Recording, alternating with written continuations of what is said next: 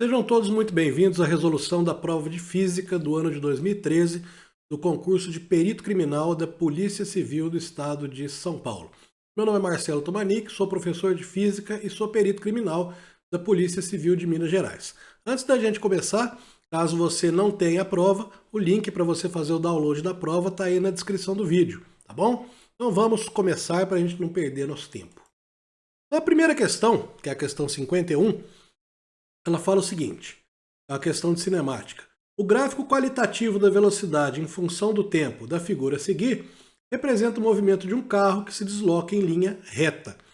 Considerando que sua posição inicial era o marco zero da trajetória, o correspondente gráfico horário de sua posição S em função do tempo T é... Bom, esse é um movimento que a gente pode dividir em três partes, tá? Então a gente tem aqui uma primeira parte que é progressivo e acelerado. Esse pedaço aqui, ó. Vou tentar fazer uma linha reta melhor, né? Esse pedacinho vermelho é progressivo e acelerado. Progressivo o movimento todo vai ser, né? Porque a velocidade dele sempre vai ser positiva. Perceba que nesse primeiro trecho a velocidade está aumentando, tá? Sempre que uma velocidade aumenta, sempre que o módulo de uma velocidade aumenta, você tem um movimento acelerado. No segundo trecho desse movimento, ele continua progressivo, a velocidade continua positiva, porém ela está diminuindo. Você tem aqui um movimento retardado. E, ó, se eu conseguisse fazer uma linha reta aqui, ia ser uma maravilha. Aqui, mais ou menos. Um movimento retardado. Tá? E a terceira parte, se você observar, o nosso gráfico está paralelo, né, aqui ao eixo do tempo. Então aqui, ó, a gente tem um movimento uniforme. Certo? Ou seja, a velocidade mantém seu módulo constante, ok? Bom, como é que isso é representado nos gráficos de posição? A primeira e a segunda parte, os gráficos têm formato parabólico. Por quê? Porque a gente tem a velocidade variando em função do tempo. Tá? No primeiro caso, movimento progressivo e acelerado, né? A gente vai ter o gráfico com a parábola com a concavidade para cima. Vai ser isso aqui, ó. Aqui que esse negócio está dando piti. Vai ser assim. Na segunda parte, ele é um movimento retardado. Então a gente vai ter uma parábola ao contrário. Vai ser uma concavidade para baixo. Então vai ser assim. Tá? E na terceira e última parte, a gente tem a velocidade positiva, constante, né? De maneira que o nosso gráfico vai ser uma reta inclinada para a direita. Então a gente vai ter que ter um gráfico formado por essas três partes aí. Tá? Observando as nossas opções, o gráfico que tem, né, essas três formas aí, uma parábola com a concavidade para cima, seguido de uma parábola com a concavidade para baixo, e uma reta, é o gráfico da letra B. Tá? Então perceba que essa é uma questão puramente teórica. Tá? Ela não tem cálculo, é uma questão qualitativa, portanto. Ok? Questão 52 diz o seguinte, é uma questão de movimento circular uniforme e a transmissão desse movimento. A polia dentada do motor de uma motocicleta em movimento, também chamada de pinhão, gira com frequência de 3.600 RPM. Ela tem um diâmetro de 4 centímetros e nela está acoplada uma corrente que transmite esse giro para a coroa, solidária com a roda traseira. Ou seja, cada giro da coroa corresponde a um giro da roda traseira. O diâmetro da coroa é de 24 centímetros e o diâmetro externo da roda, incluindo o pneu, é de 50 centímetros. A figura a seguir ilustra as partes citadas. Então aí à direita a gente tem o pinhão, pequenininho, ele está ligado à coroa por uma corrente, tá? E essa coroa é ligada à roda por um único eixo. Use π igual a 3 e considere que a moto não derrapa e que a transmissão do movimento de rotação seja integralmente dirigida ao seu deslocamento linear. Qual a velocidade da moto em relação ao solo? Então a velocidade da moto em relação ao solo é a mesma velocidade linear da roda. É isso que a questão quer saber. Então a gente tem aqui dois tipos de transmissão de movimento circular. Do pinhão para a coroa, que são transmissões de eixo, que é uma transmissão de eixos diferentes, e da coroa para a roda, que é uma transmissão no mesmo eixo. Tá? Então o que a gente tem? Quando a gente tem a transmissão em eixos diferentes,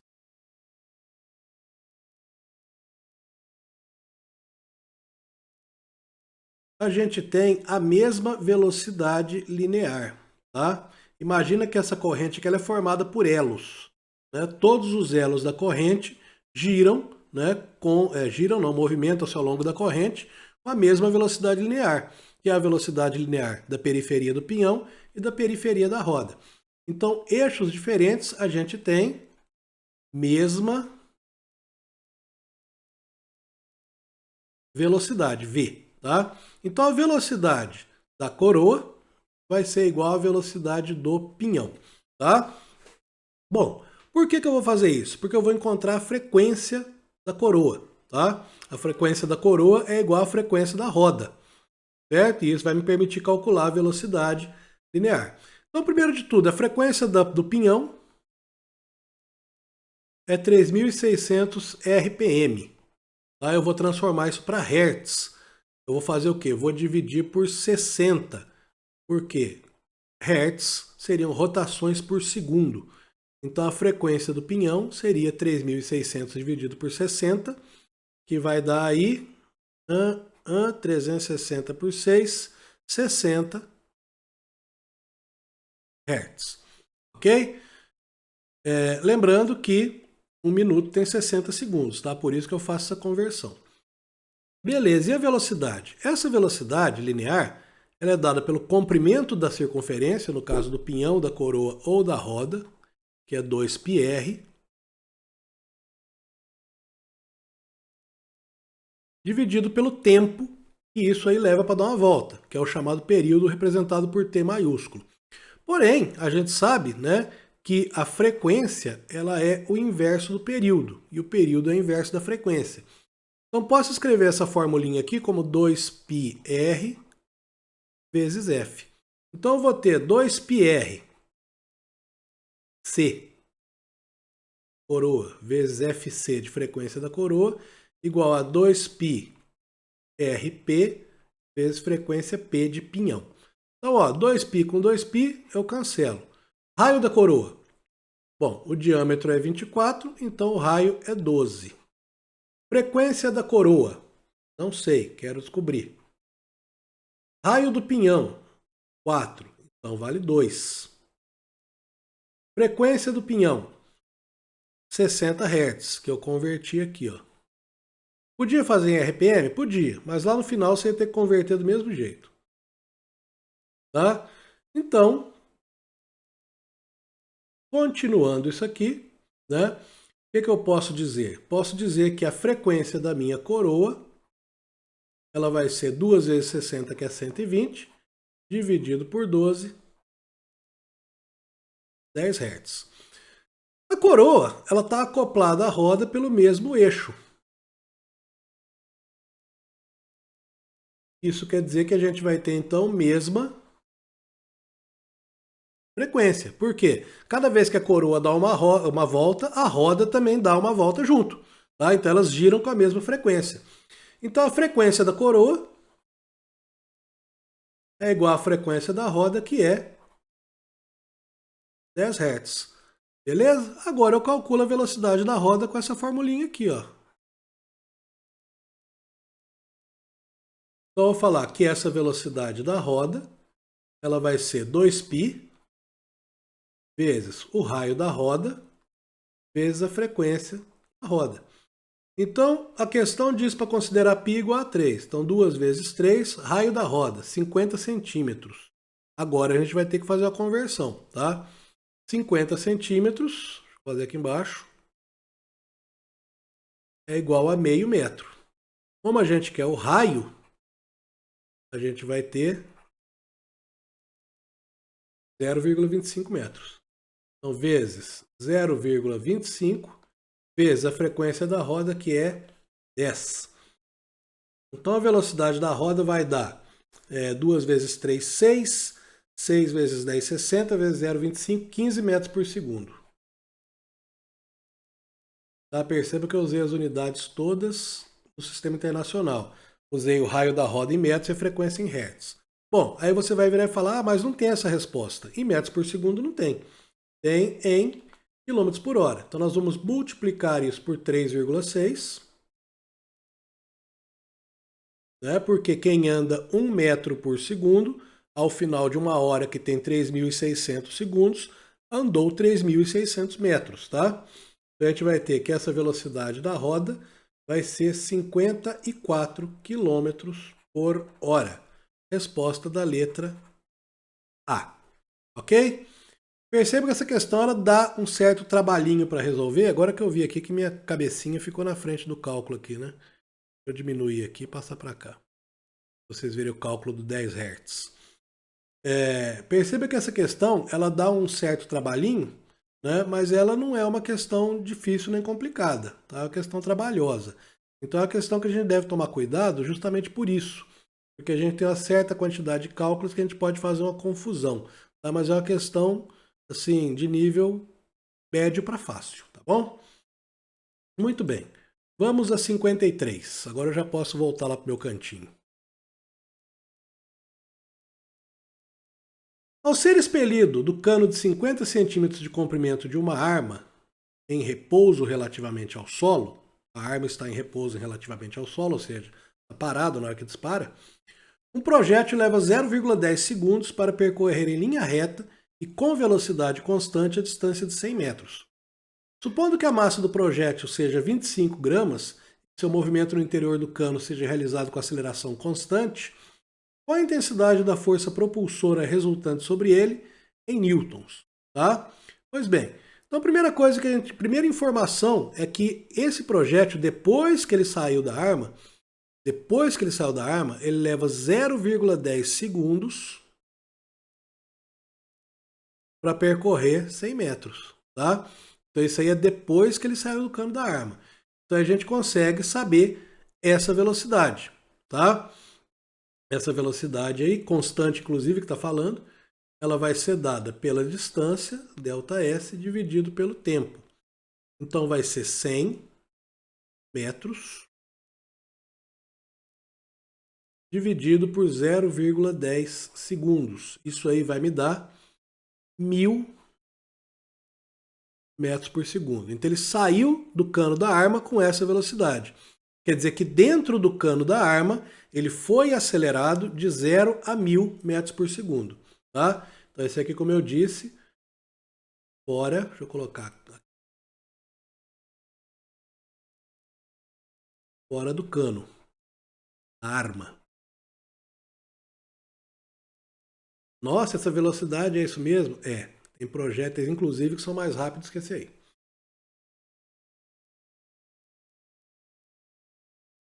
Tá? Muito bem. Agora, o que aconteceu dentro do cano? Dentro do cano, a gente teve 0 a 1.000 metros por segundo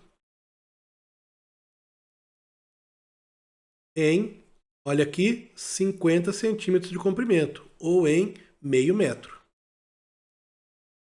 Então a gente descobre a aceleração desse projétil agora a partir da equação de Torricelli, que diz que v ao quadrado é igual a v0 ao quadrado mais 2 vezes a vezes ΔS, ou d de distância. Tá? Então minha velocidade ela é 1.000 ao quadrado, que é igual a 0, mais 2 vezes a vezes meio. Tá bom? Eu vou colocar isso aqui em potência de 10 para ficar mais fácil. Vai ficar 10 a 3 elevado a 2, 0 é 0 mesmo, 2A vezes meio A. Tá? Então o meu A é 10 elevado a 6 metros por segundo ao quadrado. Bom, ficou parecendo aqui dentro do carro.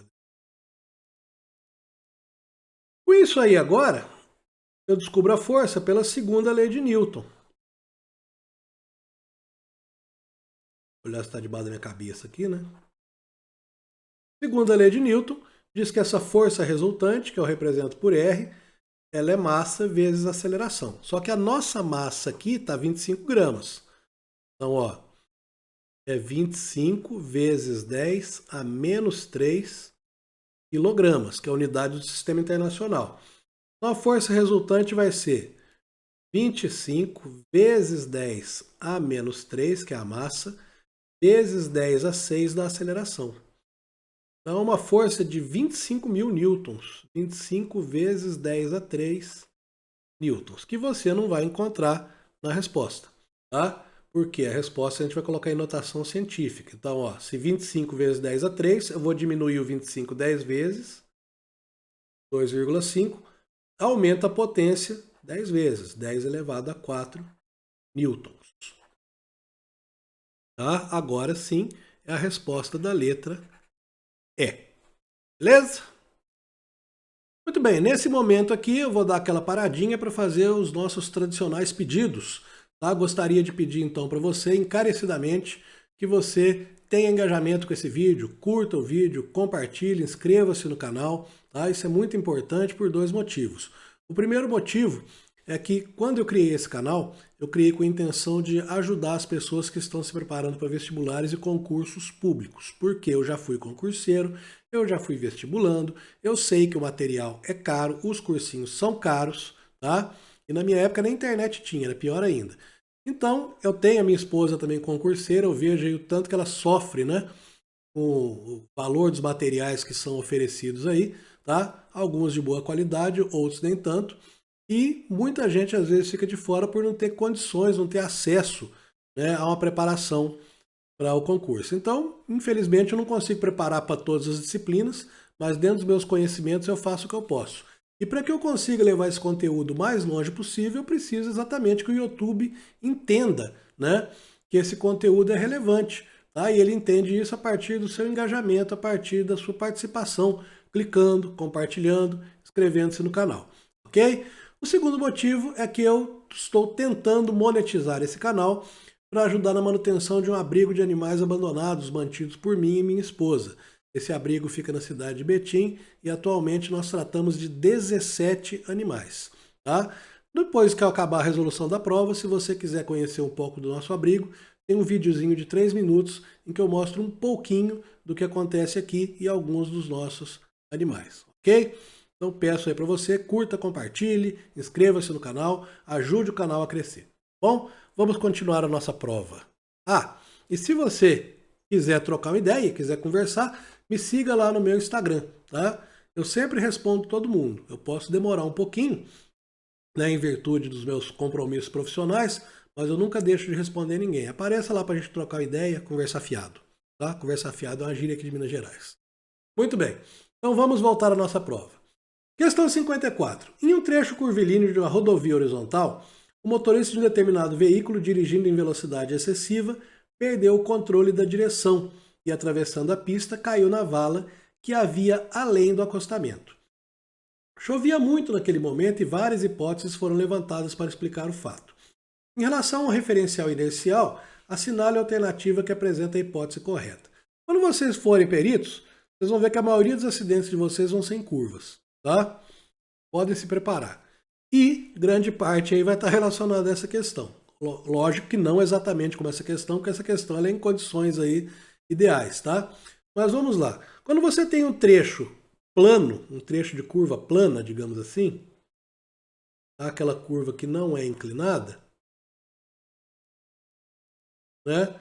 E você tem o seu carro aqui, representado por esse cubo, seu carro é uma Kombi. O que acontece? Ele é mantido na curva por uma força de atrito estático. Mas o carro não está em movimento? Ele está em movimento em relação à pista, mas não está em movimento em relação ao centro da curva. Em relação ao centro da curva, ele está mantendo a distância sempre constante. Tá? E mantendo essa distância constante, a gente tem o quê? Tem um repouso, mas que dificuldade, tem um repouso relativo, tá? Do objeto em relação ao centro da curva. Nesse caso aqui a gente tem um movimento circular uniforme. E no movimento circular uniforme, a força resultante ela é chamada de resultante centrípeta. Que é a força que mantém o carro na trajetória curvilínea. Na nossa situação, nesse desenho tosco que eu fiz aí, quem está mantendo o carro na trajetória curvilínea? É a força de atrito estático, que não deixa ele desgarrar da curva. Tá? Então a nossa resultante centrípeta é a própria força de atrito estático, tá? Pois bem, a resultante centrípeta ela é dada por massa vezes velocidade ao quadrado sobre o raio da curva. A força de atrito é o coeficiente de atrito estático vezes a força normal. Nesse caso, como é uma trajetória horizontal, plana, né, a nossa força normal ela tem o mesmo valor do peso, então é a massa do carro vezes a gravidade.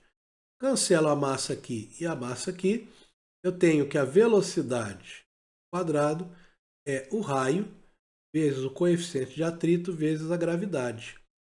Ou a velocidade é a raiz quadrada do coeficiente de atrito estático vezes o raio vezes a gravidade.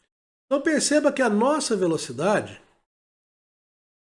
ela é dada pelo produto de três constantes. O coeficiente de atrito estático, que é uma característica do pavimento, o raio, que é uma dimensão da curva, tá? E a gravidade, que é a gravidade da Terra.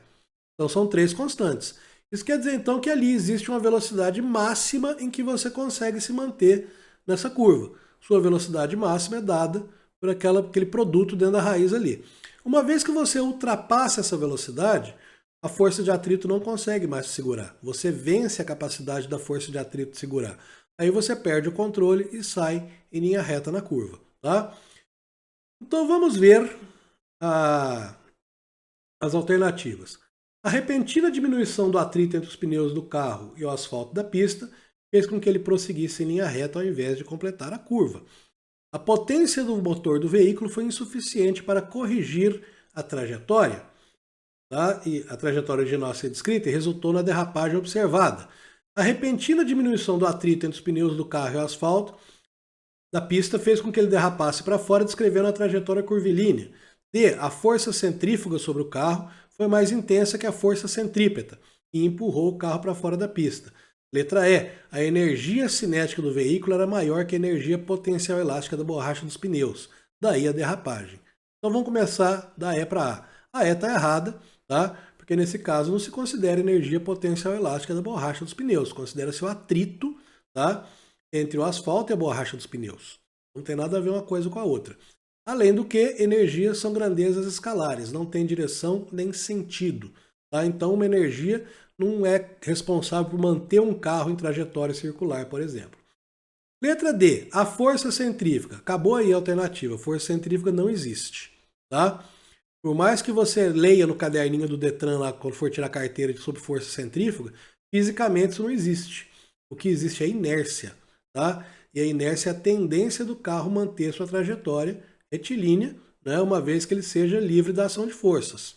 Bom, ela não empurra ninguém para fora da pista. Ela simplesmente mantém o estado inicial do corpo em movimento. Repentina diminuição do atrito entre os pneus do carro e o asfalto da pista, ok, né? Se você ultrapassa a velocidade ali, o atrito diminui. Fez com que ele derrapasse para fora da pista, escrevendo trajetória curvilínea. Errado. Tá? Toda vez que você derrapa para fora da pista sem controle, você derrapa em linha reta. Você está livre da ação de forças. Então, por inércia, você tende a manter o movimento retilíneo uniforme. Letra B. A potência do motor do veículo foi insuficiente para corrigir a trajetória original a ser descrita e resultou na derrapagem observada. Isso aí é absurdo. Tá? A potência do motor é usada para corrigir aí em situações de corrida e você tem técnicas especiais lá que não são aplicadas na direção do dia a dia. Resposta certa é a letra A. A repentina diminuição do atrito entre os pneus do carro e o asfalto fez com que ele prosseguisse em linha reta ao invés de completar a curva. Então, uma vez que você ultrapassou aquela velocidade que eu demonstrei, né, você perde a força de atrito. Tá? Você passa a ter, então, um atrito dinâmico. E o atrito dinâmico é menor que o estático. Ok?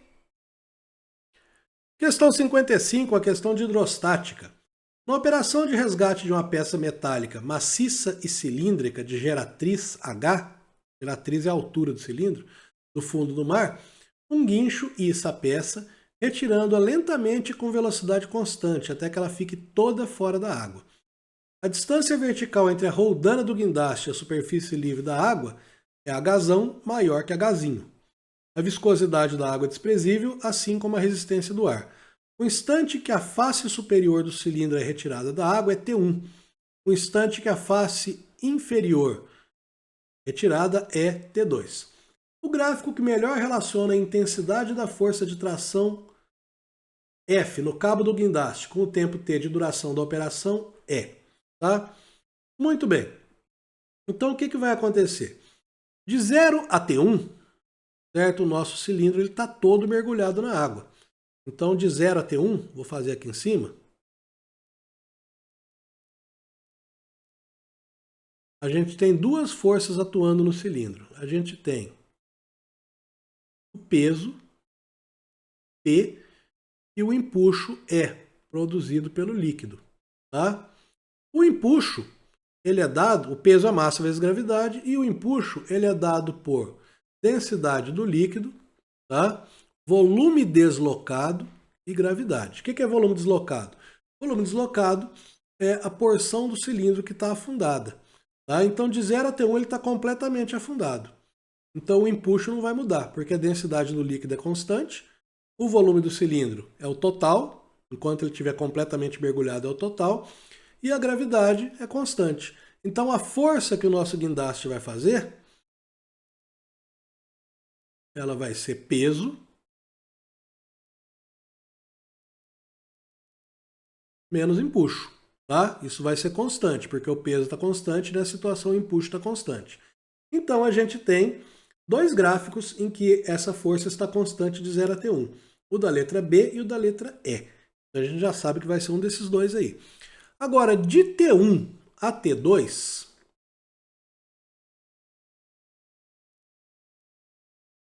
de T1 a T2, o que acontece? O volume deslocado ele diminui. Isso implica que o empuxo diminui.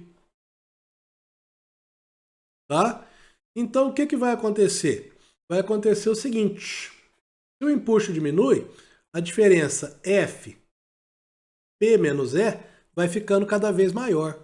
Então, F aumenta. Por quê? Porque o peso é constante, mas o empuxo vai se tornando cada vez menor até zero. Então, a gente vai ter um gráfico agora que começa constante, depois a força F tem que aumentar. Esse gráfico é o gráfico da letra E. Tá? E depois, de T2 em diante, o cilindro está fora d'água, a gente tem que o empuxo é igual a zero, a força é igual ao peso e constante. Tá? Então, resposta aí da letra E. Tá? Esse tipo de questão, eu particularmente gosto muito dela. Tá? Eu fiz esse tipo de questão que você tem que ficar analisando as situações do que fazendo conta.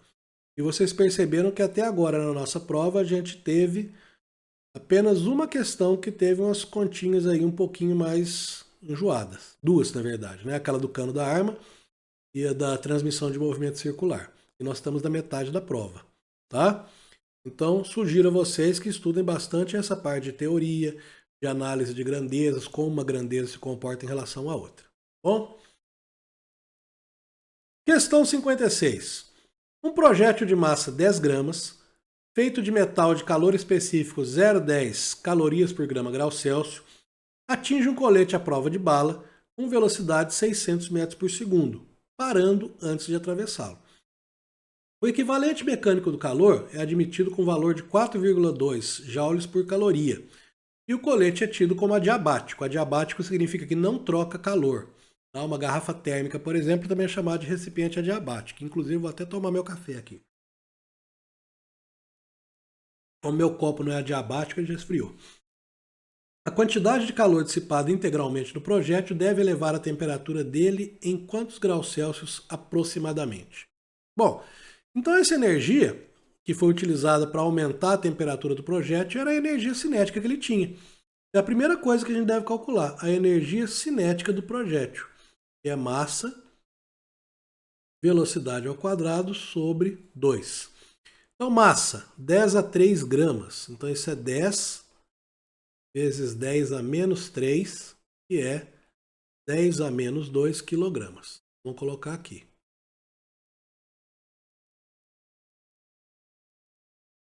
(10 a menos 2) tá? E velocidade, 600 metros por segundo. Então, vou colocar em potência de 10, 6 vezes 10 a 2 ao quadrado. Tudo isso aí sobre 2. A minha energia cinética, ela vai ser igual a 10 a menos 2 vezes 6 ao quadrado, 36, 10 a 2 ao quadrado, 10 a 4.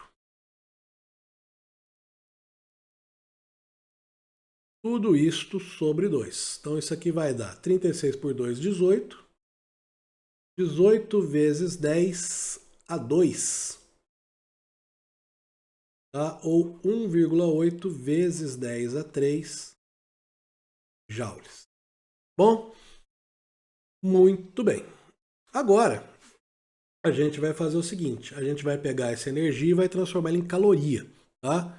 Perceba aqui que eu tenho 4,2 joules por caloria. Isso quer dizer que 1 caloria equivale a 4,2 joules. Então, vou pegar isso aqui, dividir por 4,2 e vou descobrir o calor que a gente vai utilizar.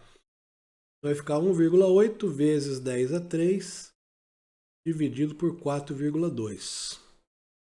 Bom, eu não consigo fazer isso de cabeça não, então eu vou pegar minha calculadora aqui.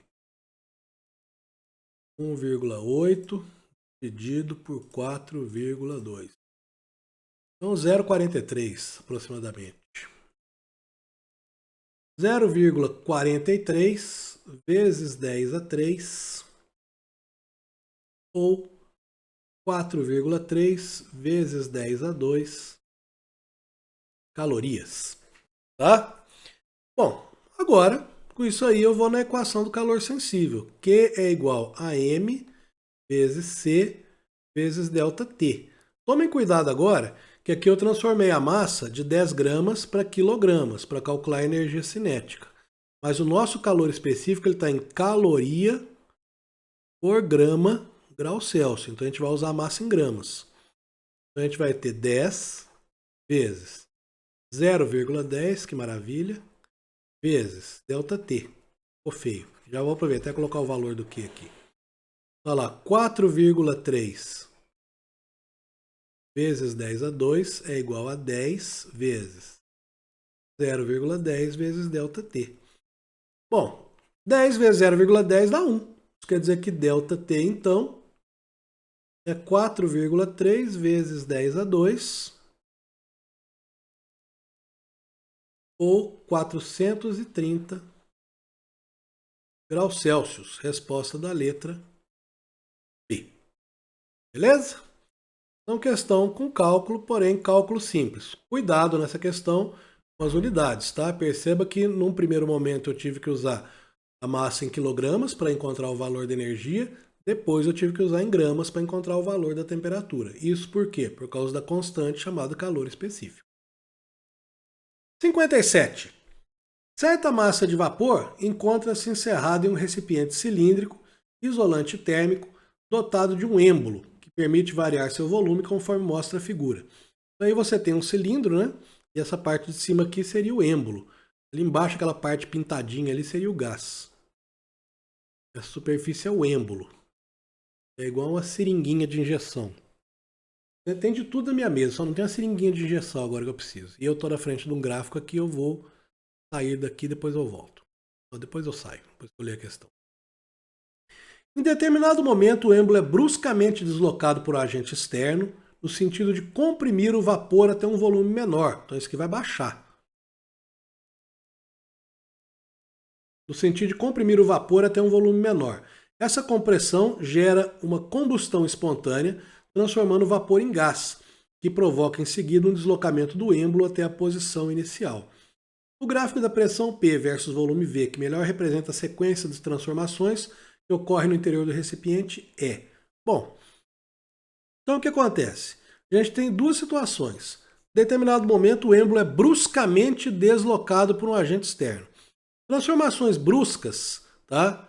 A gente pode considerar como transformações adiabáticas. São transformações em que não há tempo hábil para o gás trocar calor. Tá? Quando você usa um desodorante, por exemplo, que você libera desodorante ali, você percebe que o frasco fica geladinho, é uma expansão adiabática. O gás está expandindo, né, à custa da sua própria energia interna. Ele está gastando a sua energia interna para expandir, com isso ele está ficando gelado. Mas ele não está trocando calor com o ambiente, ele está usando a sua energia interna, certo? Dessa maneira aqui é o contrário. O gás ele aumenta de temperatura, por quê? Porque essa energia mecânica de empurrar o êmbolo bruscamente para baixo é toda convertida em energia interna. Você não tem tempo do gás absorver calor e nem liberar calor para o ambiente, tá? Depois, né, isso gera uma combustão espontânea. Combustão não é transformação gasosa. Tá? Combustão é reação química, que provoca em seguida o deslocamento do êmbolo até a posição inicial. Certo? Ou seja, você tem só duas transformações, não tem três. Tá? Qual o gráfico que melhor representa a sequência de transformações ocorridas no interior do recipiente? Quando você for analisar o gráfico, um cuidado que você deve tomar é o seguinte: gráficos de transformações, eles não são gráficos de funções que você analisa obrigatoriamente da esquerda para a direita. Você tem que observar o sentido em que as setinhas estão se movimentando ali. Tá? Então, em todos os gráficos, a nossa transformação, a primeira transformação, ela sempre vai ser a de baixo. Ó, essa é a transformação 1. Oh, dureza. Essa é a transformação 1, essa é a transformação 1, essa é a 1, essa é a 1, essa é a 1. Tá? Aqui a gente já descarta o gráfico A, D e B. Por quê? Porque eles representam três transformações, sendo que aqui você tem uma transformação isovolumétrica.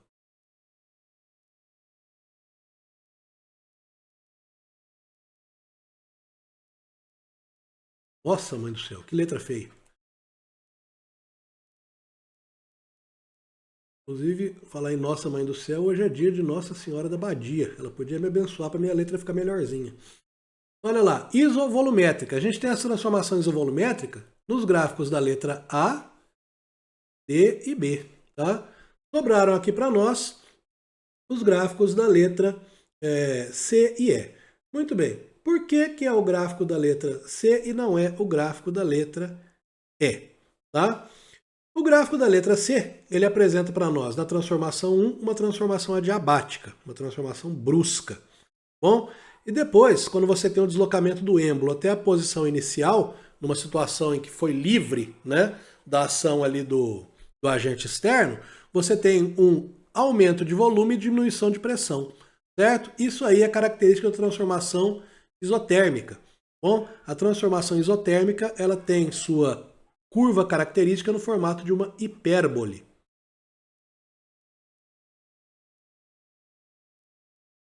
Que no caso dessa transformação recebe o nome simpático de isoterma. Tá? Claro que isso é uma explicação bem simplória, né? O ideal seria que você estudasse esse conteúdo.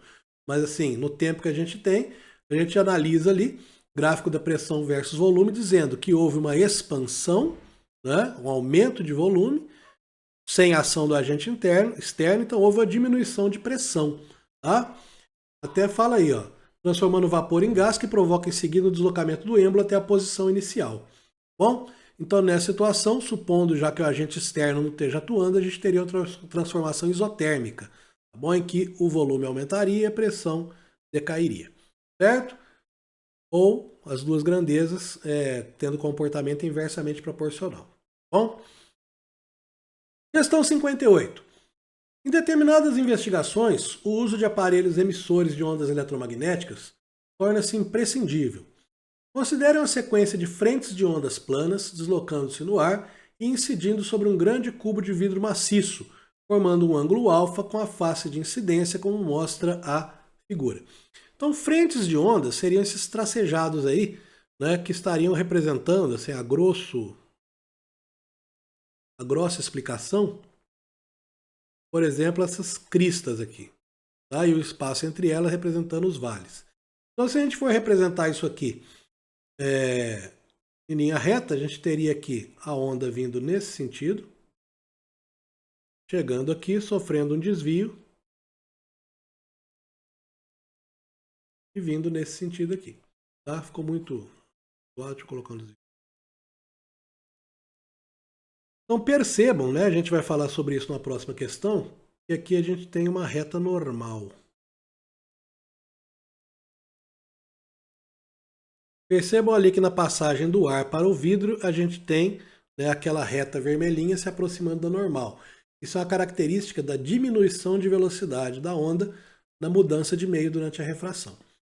Então fala, parte dessas ondas é refletida pela face do cubo de vidro e outra parte é refratada. A figura ilustra as frentes incidentes e as refratadas, não ilustra as refletidas.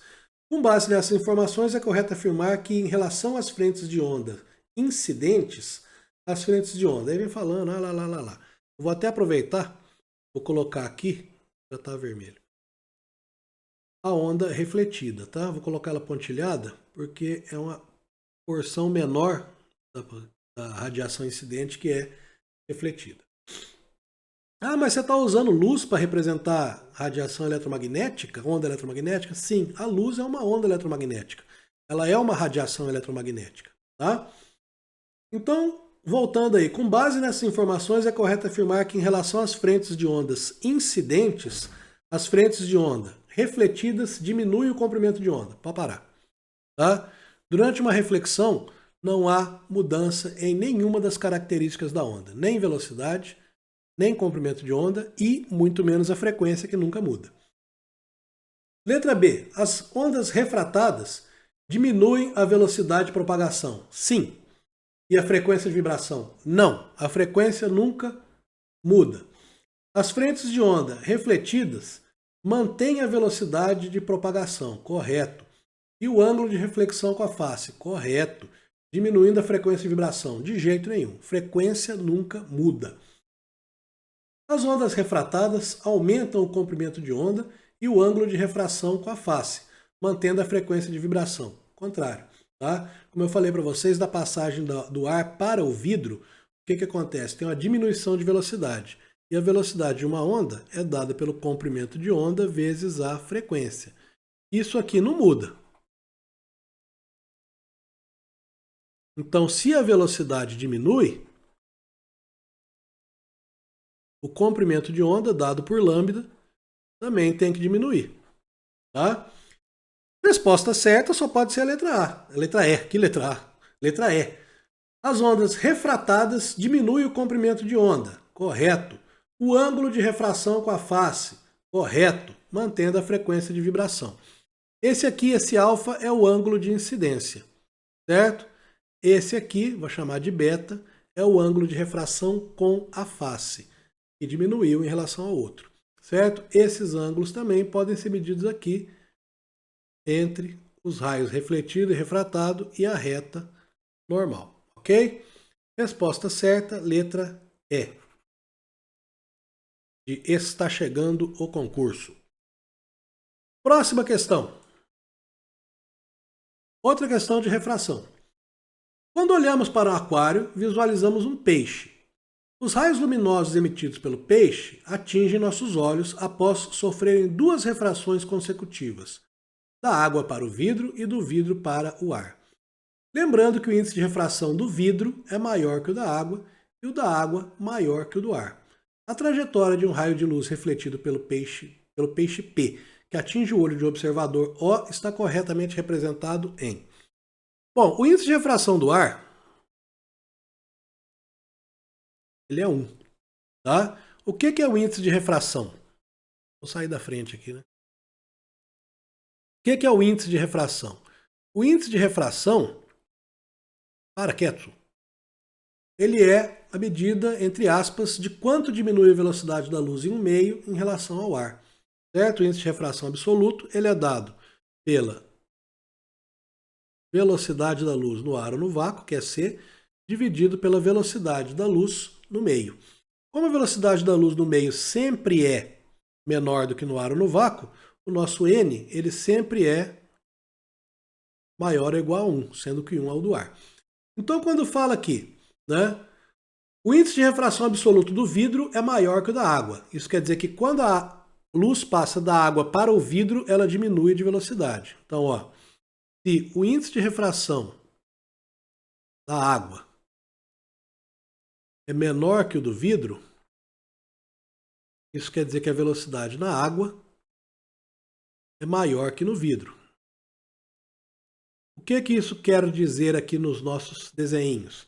Quer dizer que quando a luz passar da água para o vidro, tá? Ela vai diminuir a velocidade e vai aproximar da reta normal. Então nós temos que procurar gráficos aqui. Ó, vamos passar uma reta normal aqui.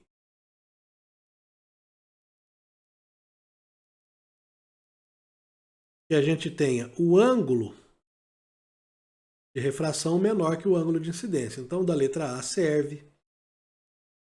O da letra B também acontece isso. O da letra C também acontece isso. Da letra C eu já sei que não é, porque lá o raio lá em cima do ar está dando até uma curva doida.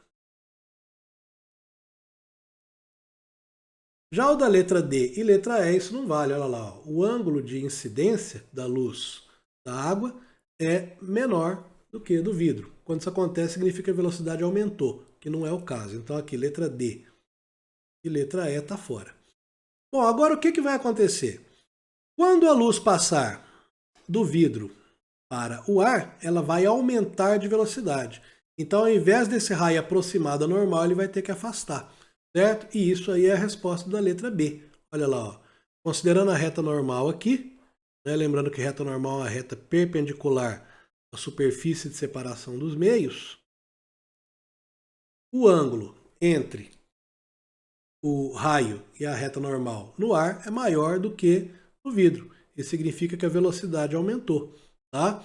Então aqui, no ar a gente tem a maior velocidade possível para a água. Resposta da letra B, tá? Isso aí é a chamada lei de Snell. O que que diz? Diz que o índice de refração no meio incidente vezes o seno do ângulo de incidência tem que ser sempre igual ao índice de refração no meio onde houve a refração, raio refratado, vezes o seno do ângulo de refração. Quanto maior for esse índice, menor é o ângulo, tá? E vice-versa. Então, onde você tem maior índice de refração, você tem o raio mais próximo da normal. Onde você tem menor índice de refração, você tem o raio mais afastado da normal. Ok? Vamos à nossa última questão. Dois chuveiros elétricos apresentam as seguintes especificações. Chuveiro A, 5.600 watts, 240 volts. Chuveiro B, 2.800 watts, 120 volts. Sabendo que seus resistores ômicos e cilíndricos são feitos do mesmo material, têm o mesmo comprimento, qual a razão entre suas áreas de seção transversal? Bom, vamos pegar aqui então a relação entre os resistores. Potência PA, eu posso calcular por V ao quadrado sobre RA. Potência PB, posso calcular, vou escrever lá embaixo para ter mais espaço. Potência PA é igual a VA ao quadrado sobre RA. Isso quer dizer então que RA vai ser igual a VA ao quadrado sobre PA. Então vai ser 240 vezes 240 sobre 5.600. Dei a pausinha para espirrar aqui, mas já voltei. Bom, vamos dar uma simplificada aqui, porque isso aqui não vai dar exato. Então, ó, já vou cortar 0 com 0 aqui. Tá? 24 e 56 são ambos divisíveis por 4. Aqui dá 6 e aqui dá 14. E ali ainda dá para dividir por 2. Aqui dá 7 e aqui dá 3. Bom, 24 vezes 3 é 72. Então deixa aqui 72 sétimos. Tá? Vamos fazer a mesma coisa para o PB. PB igual VB ao quadrado sobre RB. Então o nosso RB será VB ao quadrado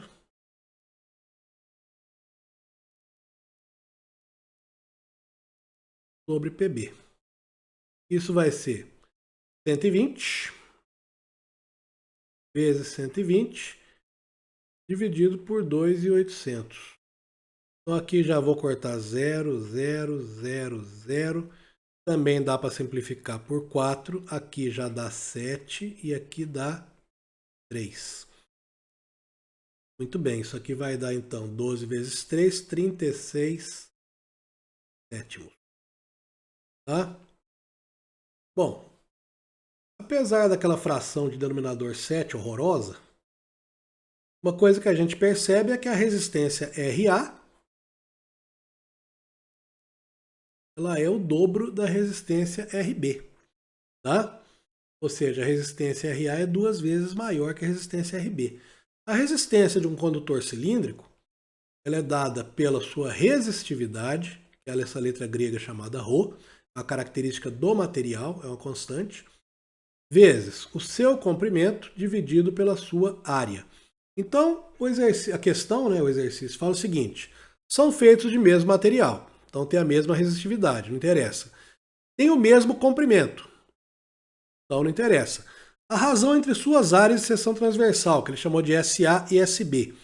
Então o que acontece? Se a resistência, repara que a resistência ela é inversamente proporcional à área. Quanto maior a resistência, menor a área. Então se a resistência RA ela tem o dobro do valor da resistência RB, é porque a sua área é 2 vezes menor. Tá? Então a área B é o dobro da área A. Tá? Então se a gente for fazer SA sobre SB, se considerarmos a área A uma área, a área B vai ser o quê? 2 áreas. Tá? Ou seja, ela tem metade da área B. Ok? Então, resposta certa aqui, letra A. A relação entre elas é de meio. Ok? Claro que a gente poderia aí ter feito uma equação maior, aí, fazendo as relações, né? Olha lá, se fosse fazer RA sobre RB, colocando aqui ρ L área A sobre ρ L área B, a gente chegaria naquele mesmo resultado. Porém, seria muito trabalhoso. A gente já simplificaria aqui, aqui, aqui, aqui. Ficaria no lugar de RA 2RB sobre RB. É igual, aqui ficaria SA sobre SB. Simplifico aqui. Aí ficaria... Eu fiz até o contrário. Fiz o contrário mesmo. Aqui fica SB sobre SA. SB sobre SA. Né, porque ela é multiplica a primeira pelo inverso da segunda. Aí sim daria SA sobre SB igual a meio. Porém, na hora do concurso, você não tem tempo para estudo. Certo? Tirar minha cara daqui. Na hora do concurso, você não tem tempo para estudo. Então, treine essa habilidade de analisar as questões, as grandezas, né, de cabeça. Certo? Igual eu falei para vocês aí. Falei lá, olha, essa resistência aqui é o dobro da outra. E eu sei que as áreas são inversamente proporcionais aos valores da resistência. Então, o que acontece com a resistência quando se varia a área? Uma aumenta, a outra diminui. Certo? Então, treinem essa habilidade de analisar grandezas de maneira qualitativa, tá? Ou semi-quantitativa. Certo? Para quê? Para que vocês não percam tempo fazendo cálculos. Dá para fazer o cálculo? Dá. Mas aqui eu não estou fazendo concurso. Isso aqui é um momento em que não tem pressão nenhuma.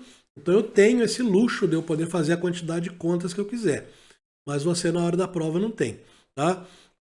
E o que eu tento reproduzir para vocês aqui é o máximo possível é como seria resolver isso no momento de prova. Claro que não dá para chegar nem perto porque eu tenho que explicar o que eu estou fazendo, etc. Tá? Mas fazendo o mínimo possível para que você tenha mais tempo durante a prova, ok? Bom, agradeço muito aí a presença de vocês nesse vídeo. Mais uma vez peço aí o seu engajamento, tá? Desejo a todos vocês sucesso aí nos seus concursos públicos.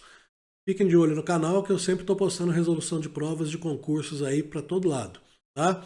Por enquanto eu já tenho da Polícia Rodoviária Federal, tenho da Polícia Civil de Minas Gerais, esses de São Paulo e vou começar a resolver aí do Brasil inteiro, tá? Fiquem de olho, acompanhem o canal, não deixem de curtir e compartilhar o vídeo, ajudem esse conteúdo a chegar a mais pessoas e me ajudem a conseguir monetizar esse canal para a manutenção do nosso abrigo de animais, que se você quiser conhecer, o videozinho começa agora. Grande abraço e tchau!